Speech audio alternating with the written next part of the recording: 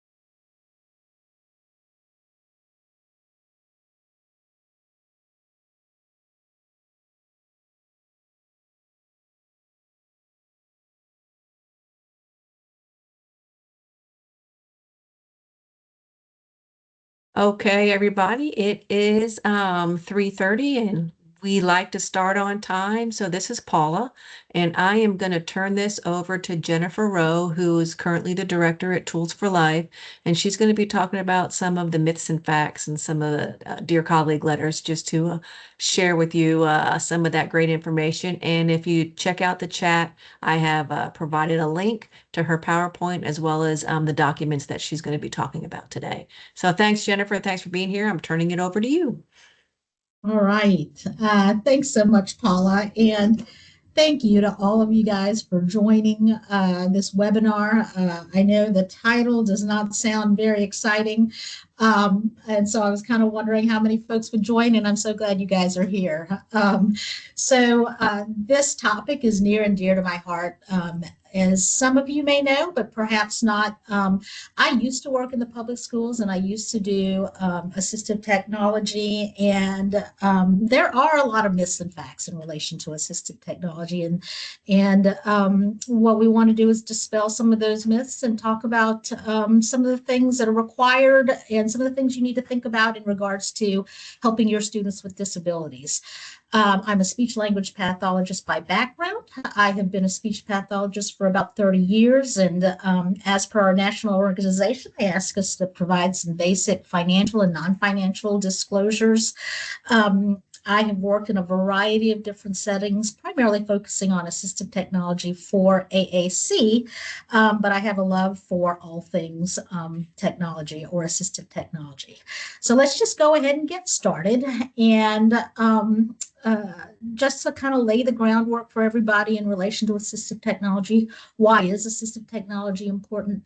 There are, according to the CDC, 1 in every 4 people have a disability, and there are over 70 million in the United States. That impacts their ability to see, to hear, to communicate, to walk, to reason, and to learn, and also just to perform basic life's functions or daily activities. And people with disabilities are the largest minority group in the country. It crosses all boundaries, ages, populations. No certain group is immune from disability. And sometimes disabilities can be permanent, sometimes they can be temporary, or sometimes they can be acquired. So it's key for all of us to know about assistive technology and how it can help us remain independent. Specifically for the education realm, according to the National Center for Education Statistics, the number of students aged 3 to 21 who receive special education as a result of disability under IDEA was about 7.5 million, or about 15% of all public school students. And about 35% of those actually were eligible for services related to high incidence disabilities. So 35% of those 15% of all public school students had a high incidence disability, which is similar to like learning disabilities, impacting reading, writing, or math sorts of skills. In relation to Tools for Life and our services for the state, we have this guiding principle and we follow public law. Essentially, that disability is a natural part of the human experience, and we all, regardless of disability, should have access to be able to live as independently as possible, to enjoy the ability to make our own choices and to determine our own paths in life as possible, as much as possible, to benefit from an education, to have meaningful careers in gainful employment as much as possible as well, and then essentially to enjoy full inclusion in everything that the United States has to offer. Specifically for today, we are going to speak about assistive technology in education as per IDEA guidelines and the law. And you guys as educators have a lot to do with setting students up for the long term through assistive technology for life after graduation, and to be able to enjoy all these things that the United States has to offer. In regard to the legal piece and basic foundations and overall policy, the basic definition for assistive technology as per IDEA is essentially assistive technology is any item, piece of equipment, or product system, either acquired commercially off the shelf, whether you modify it or you customize an item that is used to increase, maintain, or improve the functional capabilities of children with disabilities. And I want you to think about that in particular, any item, piece of equipment that helps a student with disabilities. So there's a continuum of assistive technology from low tech to high tech. And not only is it just about the device, but there's a whole range of services that also need to be accounted for to help students use those assistive technology pieces, from provision to assessment to training and education and implementation.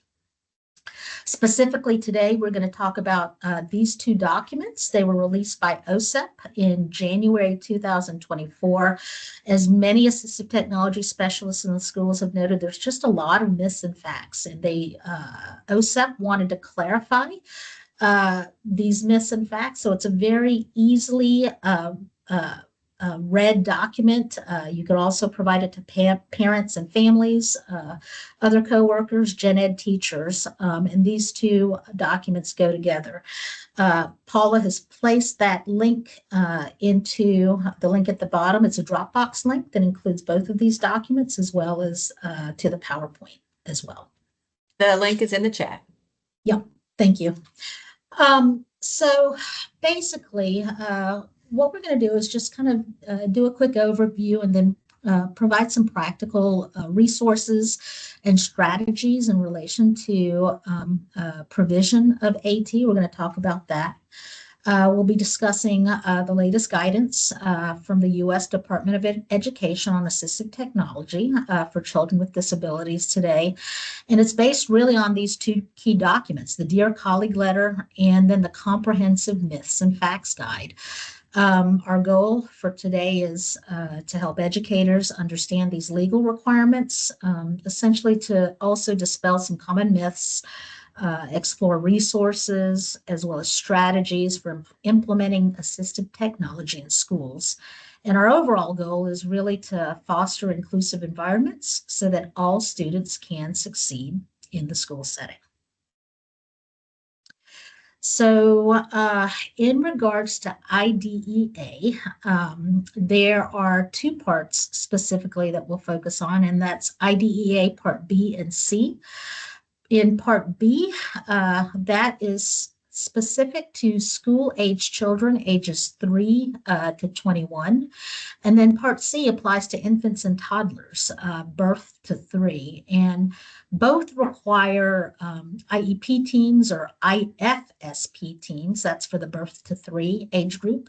Both IDEA requires both groups to consider assistive technology during the development of IEP, as well as IFSPs, and then also in the review of those plans as well. Assistive technology includes both devices and services, ranging from basic tools such as pencil grips to very complex or highly technological or highly individualized systems, such as speech generating devices or computerized systems. Universal design for learning is also emphasized as a framework for education so that children with disabilities can benefit from the educational curriculum that is offered to them. So let's go ahead and get into some basic myths and facts right now. And we're essentially going to cover the large majority of them in, I guess, in summary.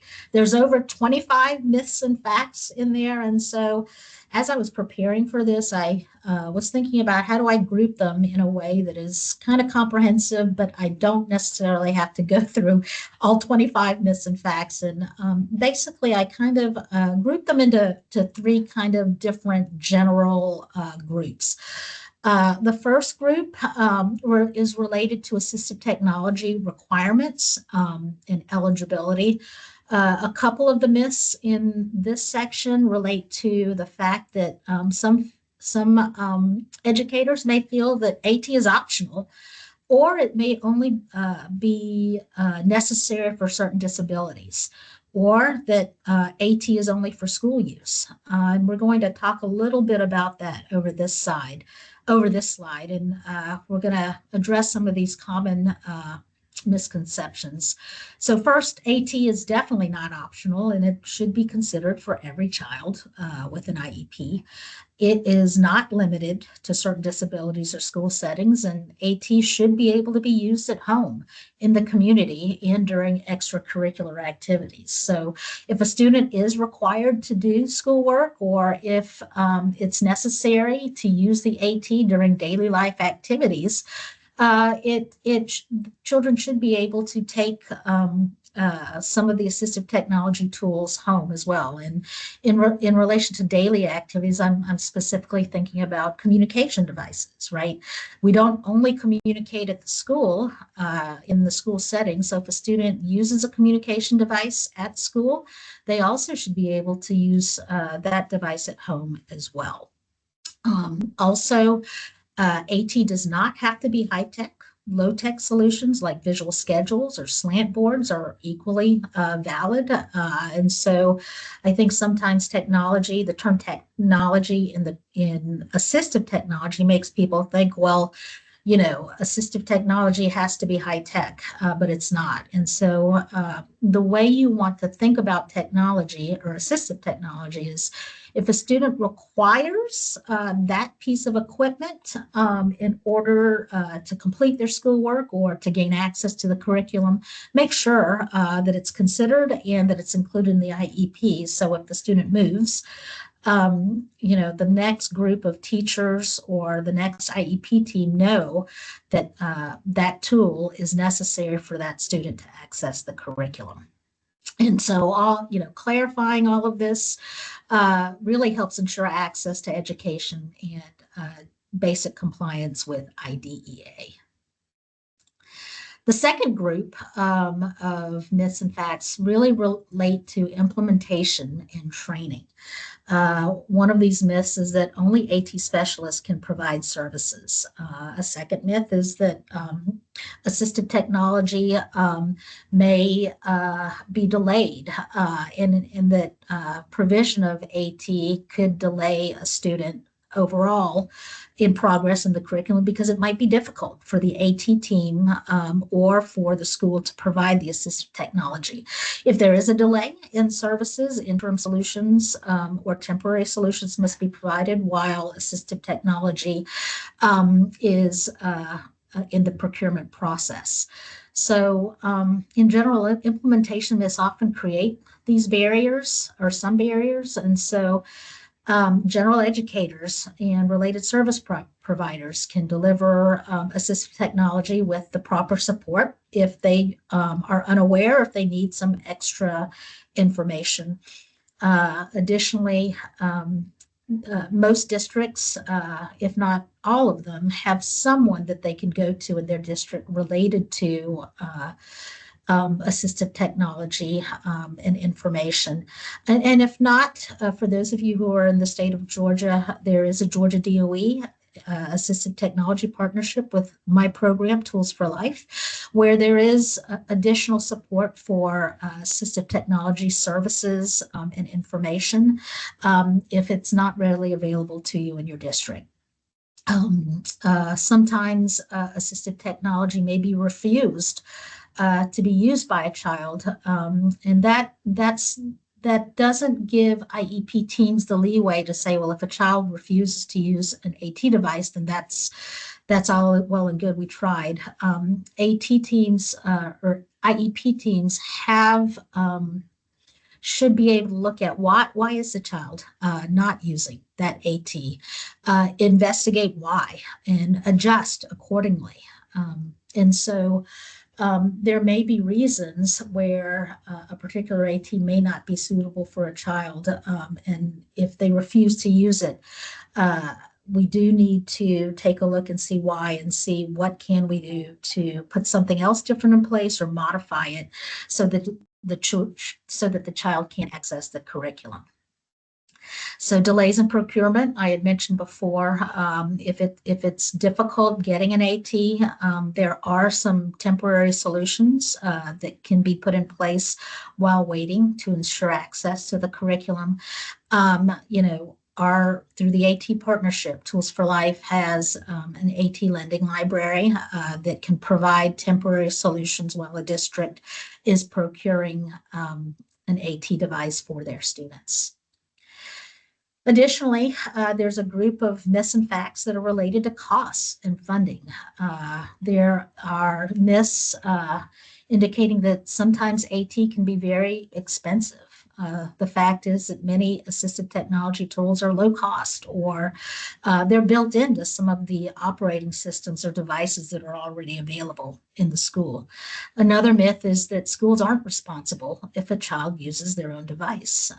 I know when I worked for a school district, we would often encourage students to bring their own device. And, one, it was a cost savings for districts, or for our district, particularly or specifically if the device was appropriate for them, it was a cost savings for us.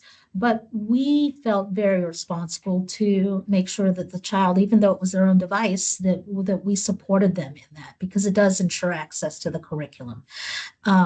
LEAs, even if the device does belong to the student or the family, LEAs must ensure that free access to free and appropriate publication and public education and support device use.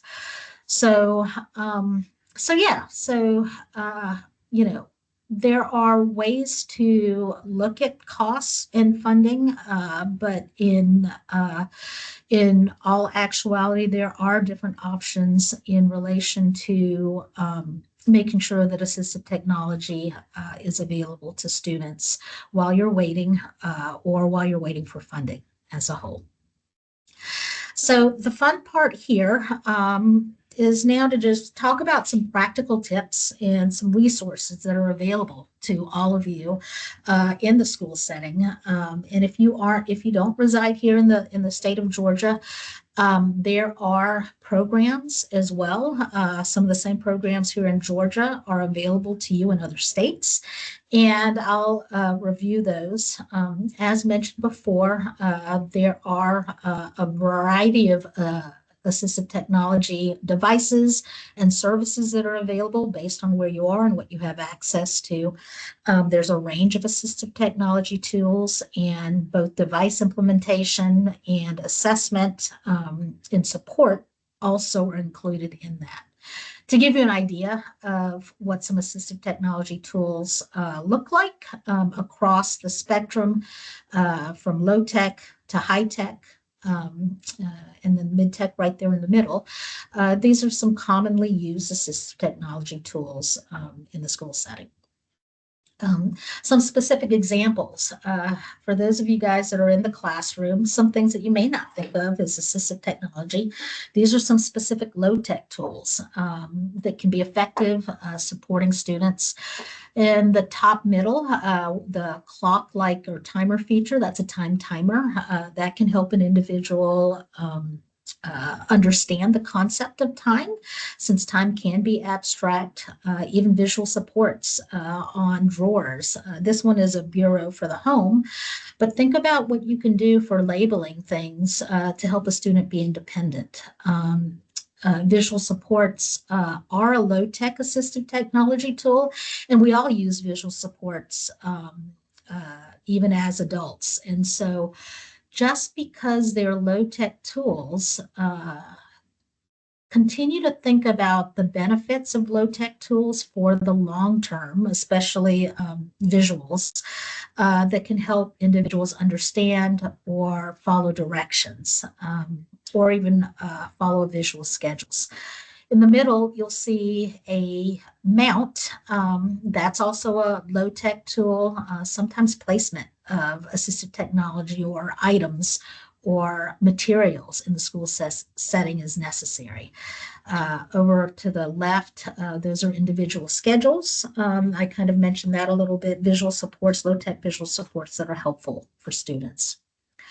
Some mid-tech assistive technology tools that you may not think about to include in the IEP. The first one, there's a lot of different alternative computer input devices. And you'll see some switches there in the top middle. That's a micro light switch for someone who might need a small switch placed that requires very little pressure, for someone who might need that to tab through a document on a computer screen. The orange and white switch there is called a candy corn. That's a sensor switch. It's a proximity switch. And so that just requires waving a hand for someone with over it, and it will register that movement. Over to the right there is a large key calculator. Again, not necessarily thought of as a assistive technology tool, but sometimes large button calculators are necessary. Bottom left is a personal amplification device that can be worn for someone who may have a hearing impairment or some auditory processing difficulties, or having difficulty in hearing in a small conversation or in a conversation between two people in a loud environment. The middle is a iris pen reader. You can roll that over a textbook and it'll read aloud whatever you scroll over. Bottom right is an alternative keyboard that separates by color coding where the vowels are in different function keys. That also might be helpful for certain students. That also is waterproof as well for students who may have issues with drooling or staying dry. And obviously you can't forget about those simple basic voice output communication aids. That green one there is a Go Top 20 Plus. Then there's also examples of high-tech assistive technology. For these types of tools, you may want to consult with your assistive technology team in your district, or consult with your special education department. If they need additional support, they can always access the support through Tools for Life. We've got AAC devices. You'll see an icon there for JAWS, which is an application that is frequently used by students who are blind or who have significant visual impairments. The middle purple puzzle piece is the icon for Read and Write. All students in the state of Georgia, as per the Georgia DOE, thank you, Georgia DOE, all students with IEPs have access to the Read and Write software, if you've got an IEP and you've got a learning disability or an IEP, you can have access, or your student can have access to the read and write software, as well as Equatio, which is a math software, and then also access to UPAR for those students who might need accommodations, for reading. That kind of helps assess what type of reading support is necessary to access the curriculum or to perhaps take tests. The square button to the right of the purple piece is the Tecla E. That is a switch, but it also comes with an app that can where you can program environmental controls for some of those students who may need to start working on environmental controls, one first in the classroom, but then eventually to be able to access their environment once they graduate. The very right is a switch interface for an iPad. That's called the Tapio, and you can plug that into the iPad port, and then you can actually plug a switch into it. We have those available to loan if those are some things that school districts want to borrow, and see if that helps a student. The bottom left, obviously, is an AAC app. That's the LampWorks for Life. We have iPads and we can loan AAC apps to districts if there's times where you want to trial them with students. The middle bottom is the LiveScribe, is an image of the LiveScribe pen. That actually is a special pen that records lectures, and you can actually write down your notes. And then when you review your notes, you can tap certain parts of your notes, and it will play the audio from the lecture that you had just observed. The bottom right is a Bluetooth switch that can access iPads or computers if you need switch access as well. Then there's some high-tech alternative access and input devices. And this is just to make you aware that these things exist. The bottom left is the Cephable app or application, and it's essentially tracks head placement so that you can operate a mouse. The bottom middle is called the Smile Mouse. It looks at gestures of the face to navigate to navigate the computer or to make selections. The bottom right is called the mouth pad. This one's a really neat one. You can't try this, but we have I guess you call it a template in our offices. If you look at the gold piece, it's essentially something that you place in your mouth. And for someone who has significant physical disabilities, but they have good use of their tongue, that gold piece in the middle rests on the top of the roof of your mouth and essentially acts as a trackpad. And you can learn where to do button clicks just with your tongue. And so that's kind of an interesting tool as well. In the top middle is a head mouse. If you look at the man's forehead, there's a dot there. And that actually, the cameras can read that dot of where you're looking at on the computer screen, and you just use a switch to click to access. The top right is something called the Glass House. That's another head mouse. You wear the glasses, and for this man, he looks at the computer screen. It reads.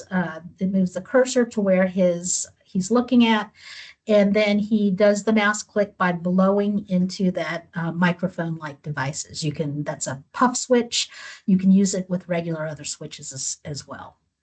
I've got about 3 more minutes, and I'm just going to talk about basic resources. As I mentioned, every state has an Assistive Technology Act program. Your AT-Act program here in the state of Georgia is Tools for Life.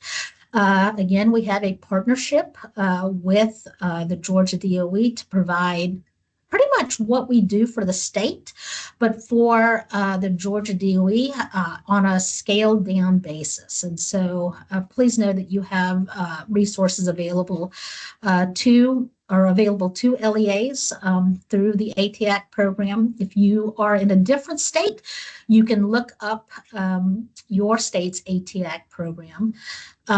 at the AT3 Center, and there are resources there. I have the link there in the middle. And then if you live in the state of Georgia, I did want to make you aware of the Friends of Disabled Adults and Children organization, or FODAC.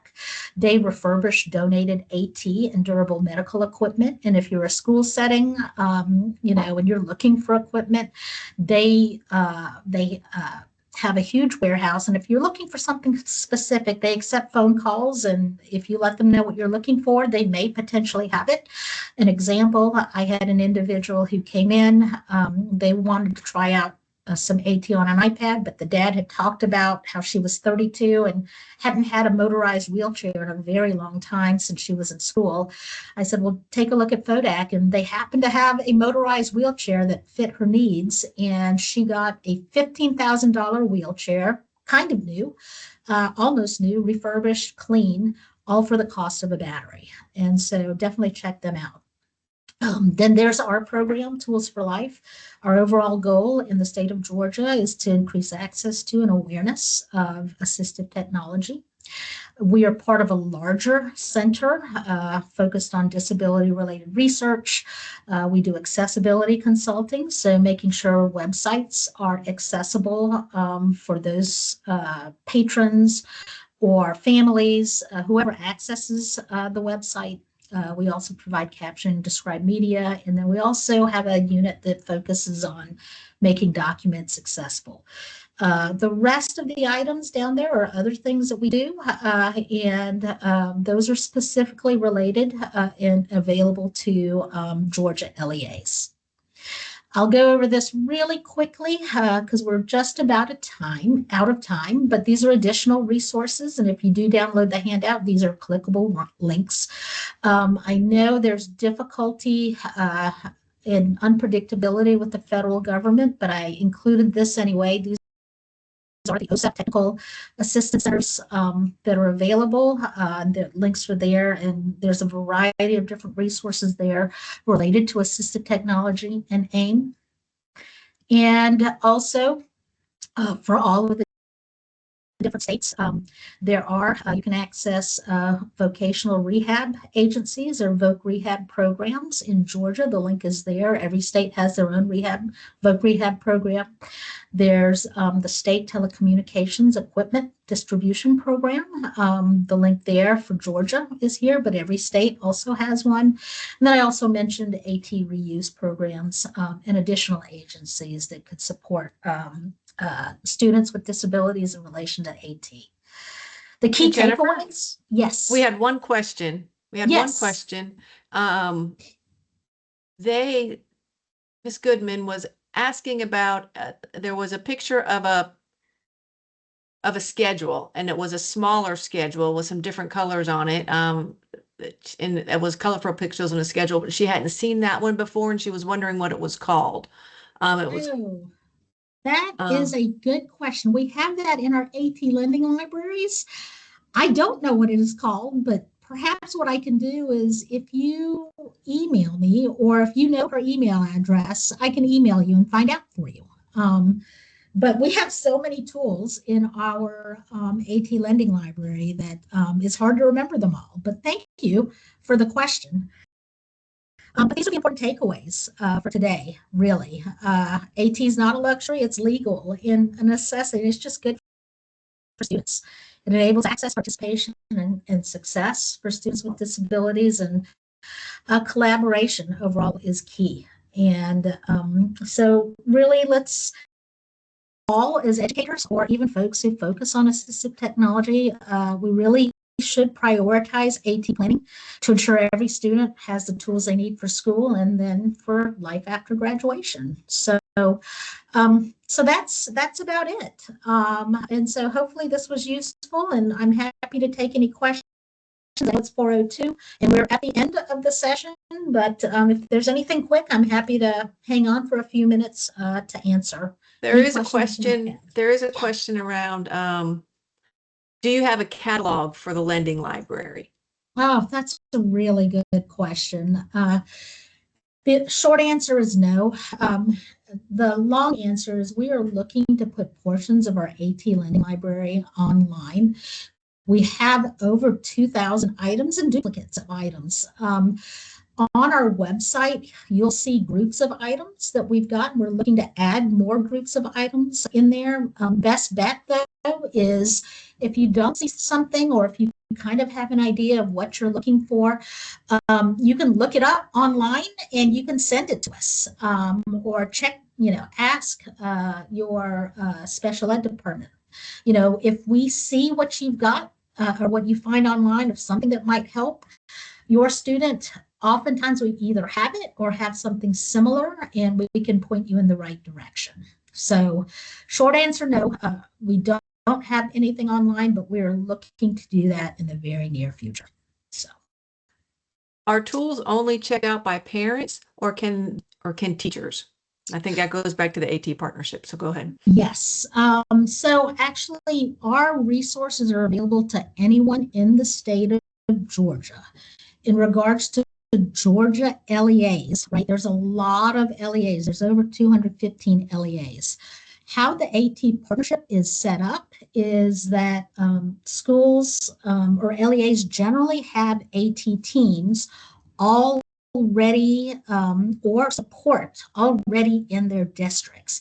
So if you're a teacher, personally, you can check out AT personally for your family per se. If you're checking it out for a student in your class, the goal is for you to reach out to resources first that you have in your district, whether that be your special education department or an AT team, see if they have those resources available to you already. And if not, your district special education team or department will contact us, and we can, they would either get you connected with us or help support access to any of the resources or tools available to you. Did I answer that appropriately, or did that help? Yes, she said yes. Thank you. Okay, sounds good.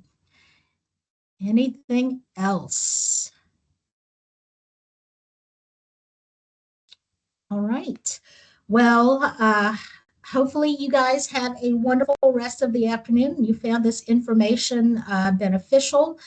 And I did see that pop up. There is a link to the slides. It should be in the chat. Hopefully, or Paula, if you can pop that in there again. It's a Dropbox. It includes this PowerPoint with all the links, as well as the myths and facts from OSEP and the Dear Colleague letter. So thank you, guys. I am so glad you joined it.